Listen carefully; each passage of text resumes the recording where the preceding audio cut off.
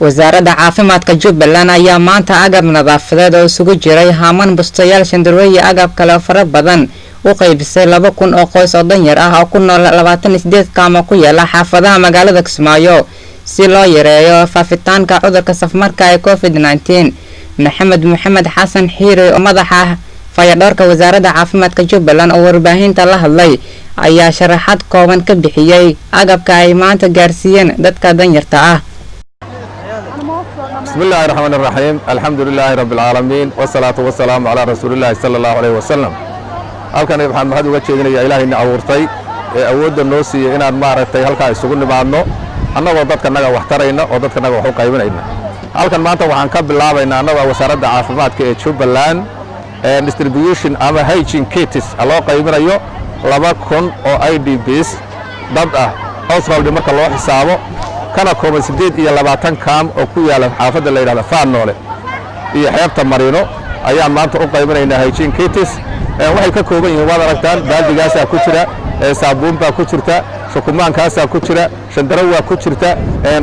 ooba ku jirta hygiene kits kaas aan qaybinaynaa waxaan qaybinaynaa 28 haamood oo waaweyn oo midba 100 oo xogaa litir qaado oo ayagana gacmaha ku ilayskaga dhaqaayay ayagana waa loo qaybinayaa dadka waa la siinayaa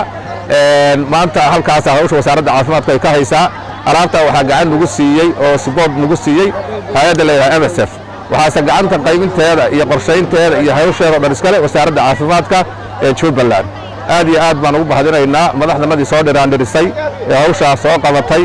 in dadka 2,000 maanta wax la gaarsiiyo soo gaarsiisay waxaan rajaynaynaa si fiican 2,000 inaan kun maanta siin doono birina kun aan siin doono ay si fiican u dhamaan doonto rajadaas aan ka qabnaa Ilaahay baa mahadda iskale. dhanka kale agabkan oo maanta wasaaradda halkaas isgaarsiisay ayaa waxa soo dhaweeyay qoysaskii ka faa'iideystay kuwaas oo u mahadceliyay wasaaradda caafimaadka Jubbaland. waxaan deganahay ka Marina aan deganahay waxaana la siiyay baaldiyaal iyo bustayaal iyo haamam iyo oomo iyo saabuun la siiyay wasaaradda Jubbaland waa u mahadcelinaynaa 114 qur'aanka ee dadiis aan ka mahadcelinaynaa.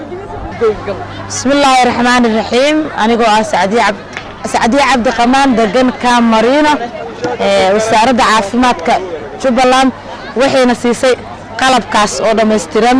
صابونتي فرحالكي بستي بالديجي شندرودي كني عادي